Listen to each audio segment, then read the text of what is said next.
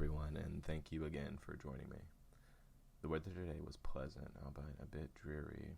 Light rain and overcast most of the day, but the weather made for a gorgeous night. Last workshop, we dove lightly into toxic masculinity. Honestly, I could do an entire series just on that subject alone because of the social implications it's had within culture and the world. Now, that being said, today we'll go back to the ethical slut, Chapter 4 in the Slut Styles. This workshop will talk on Tantra and spiritual sex practitioners, the history of tantric exercises and sex practices throughout history and modern day. A knee-jerk reaction when mentioning this subject is to think of cult-esque sexual escapades, but this is just conditioning talking. The reality of it is that these are older and wiser traditions than we've had access to. History has taught us that every time there seems to be a sexual revolution, there's an inverse reaction of the control and crushing of that revolution. We are on the upswing of sexual revolution now, and because of that, we must be prepared for some pushback if there is any. Pushback in the form of discrimination, hatred, unfair laws, and practices against gender or sex, as well as race, or the control of those practices and knowledge of those activities. Celibacy isn't the only practice of the spiritually inclined. One might argue that most of the religious groups of the world value virginity and hold celibacy in high regard, while at the same time putting down sexual freedom and free intimacy. Tantra as we know it today is actually a westernized form of classical tantric practice, which uses breath, eye contact, and physical movement to attain altered states of high erotic consciousness. It is taught in workshops in most major cities and in many excellent books and videos, including The Ethical Slut. A few examples mentioned in Chapter 4 are the Healing Tao and the Kudusha. Excuse me if I butchered the pronunciation of that word. Beltane is another festival celebrating some of these ancient sexual rites. Now, we'll learn of the history of a few of these practices and expand on them further as we go. I didn't know anything about these practices until I'd read about them in the book, so I'll be learning alongside you. The Healing Tao, founded by Mantak Chia, is rooted in the ancient healing traditions Taoism from China. Rooted in traditional Taoist practices, Chia's teaching system develops integrated physical, mental, and spiritual bodies internal to human beings.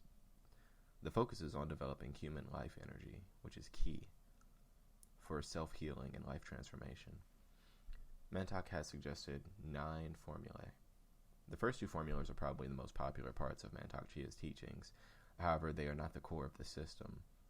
The purpose of the 2 formulas is to invoke one's awareness of ki, to strengthen it, and to open important ki channels in one's body, such as the governor and functional channels. These practices build a solid foundation for later formulas. Sexual energy plays very important roles in ki cultivation. Taoist practitioners believe that sexual energy accounts for a large portion of the energy that a human body generates, and a person cannot achieve spiritual fulfillment without conserving and leveraging the power of the sexual energy. The first step of traditional inner alchemy is transforming the material carrier of sexual energy, Jing, into Qi. The second formula lays a solid foundation for this purpose. However, because sex is kind of a hot topic in society, teaching sexual practices might be controversial. So, to me, it appears that Taoism's roots are roots of sexuality, at least at its core. On the Kudoshka, Chulai Kudoshka is a collection of sexual techniques and theories developed and promoted by the Deer Tribe Medicine Society. They were a New Age religious movement and business co-founded by Harley Reagan and Diane Reagan in 1986. Reagan cites a variety of ancient and contemporary cultures as the inspiration for these practices, including the Olmec, the Mayan, and the Toltec. Though previously he claimed that these practices were Cherokee. Now, Reagan has come under some heavy criticism, and his teachings have been denounced by the tribes whose ways he claimed to teach. According to Reagan and his followers, the Kudoshka teachings, known as the Q to adherents, guided exercises and rituals are credited by believers with allowing a person to improve relationships and reach higher levels of orgasm and sexual ecstasy. Demonstrations at Kuoki Kudoshka retreats include male and female self-pleasuring techniques, close-up examinations to show variations in the shapes of genitalia, and participants having sexual intercourse while Reagan and other trainers watch and kind of coach them. Now, there has been controversy behind these practices and their correlation to Native American practices, even to the point of being disassociated with them entirely. The sexual rites of passage, which Reagan references as being drawn from spiritual practices of the Olmec, Mayan, and Toltec cultures, and what he claims are secret societies within the Cherokee Nation, have been denounced as fraudulent by the traditional teachers of these cultures. Many cultures contain rites of passage, usually social and spiritual ceremonies held as a child moves into adulthood. Reagan claims to take inspiration from these ceremonies.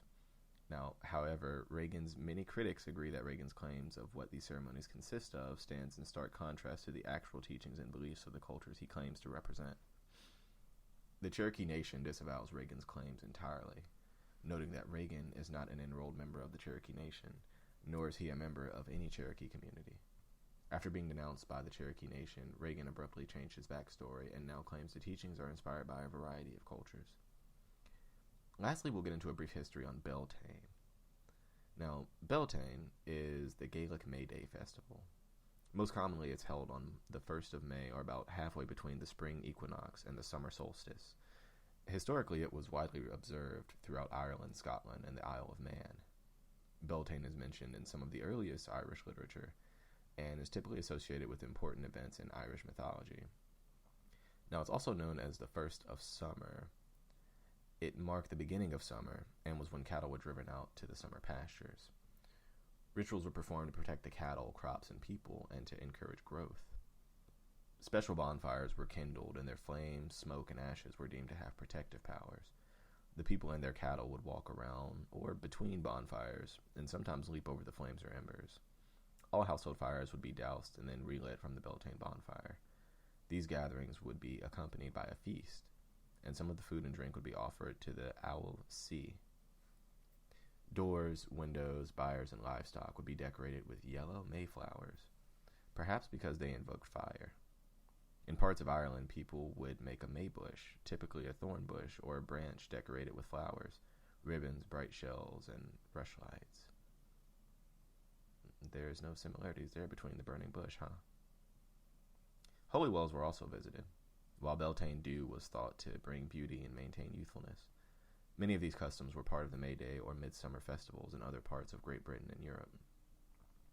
Beltane celebrations had largely died out by the mid-20th century, although some of its customs continued, and in some places it has been revived as a cultural event. Since the late 20th century, Celtic neo-pagans and Wiccans have observed Beltane, or something based on it, as a religious holiday. Neo-pagans in the southern hemisphere often celebrate Beltane at the other end of the year, which is around November 1st. I know this was a lot of information, but one of the questions we must ask ourselves is, where has our sexuality gone? Where has it been taken from us and caged? Sexuality is the spark, and where has it gone? Thank you for sticking with me through this bit of history. Not much can really be said on the subject of sex and spiritual practices, and it hasn't already been said or known. The two really go hand in hand. One cannot exist without the other. Join me in the next workshop for a brief walk into the BDSM and kink community. I'd love to speak with you. Email me at askingtemptation@gmail.com. Relationships, sex, intimacy, love. We can chat about anything.